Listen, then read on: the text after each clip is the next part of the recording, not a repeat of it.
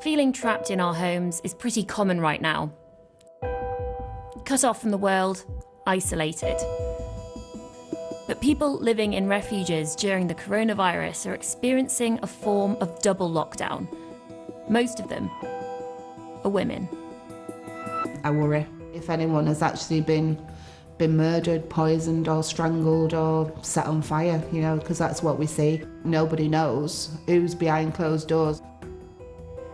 During the lockdown, there's been an increase in cases of domestic violence across the globe. The campaigners are keen to stress that the coronavirus doesn't cause the abuse, but it does escalate the problem, as well as closing off escape routes for women and their children. Uprooted from their homes and in fear for their lives, those in refuges are often traumatised. Spaces and help were extremely stretched before the coronavirus. Now we've found it's even harder for the vulnerable to access support. Figures from Women's Aid exclusively shown to this programme indicates the number of available beds at refuges have fallen significantly. The domestic violence charity estimates that this time last year there were 239 spare places for victims across the UK. During the first 7 weeks of lockdown, this dropped to 120 beds due to increased demand and issues with protective equipment and staff sickness. To the room at one time. We've been granted rare access to a refuge in northwest England, which normally prides itself on being a sociable and supportive environment. Lockdown restrictions have made that difficult. The kids normally, under normal circumstances, come in and play with each other, but because of social distancing, they can't do that, so the families are taking turns using the playroom. Amber's husband was violent and abusive. She's scared to be identified.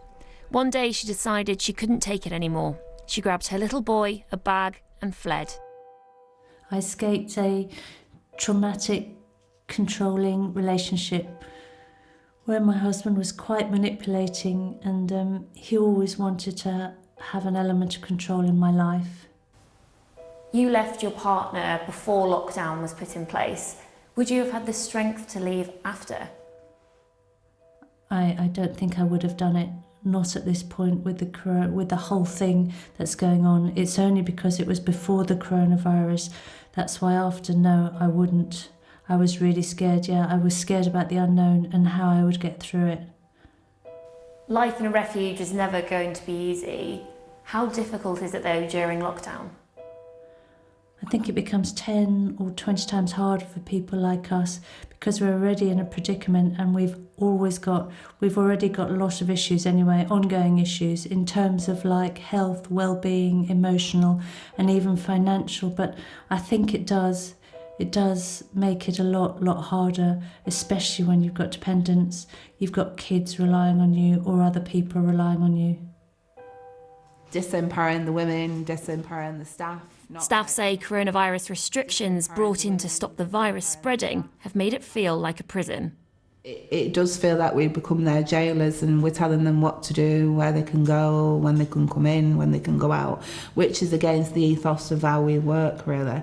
The government has announced £28 million worth of funding for domestic abuse survivors. Is that money reaching the front line? No. And we need that money quick just to carry on providing the services because, it's like we've extended our helpline hours on our helpline. I've got the staff doing overtime, we're opening weekends, so we need that money quickly. We're calling this woman Jo. She'd been physically assaulted by her partner and came to the refuge before the coronavirus took hold.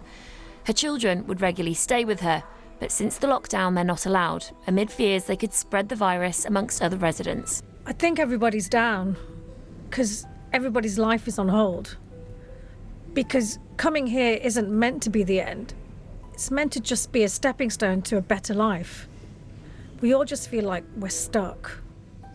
Talk me through the moment you realised you weren't going to be able to see your children. I was devastated. You're going to make me cry now thinking about it. Because they're very young. They're everything in my life, I think it's like a grief from being so involved in their lives and doing everything for them. They're just such a huge part of me. It's just so hard, I'm still planning outfits for them for school and everything. It's pain. It's painful, it really is.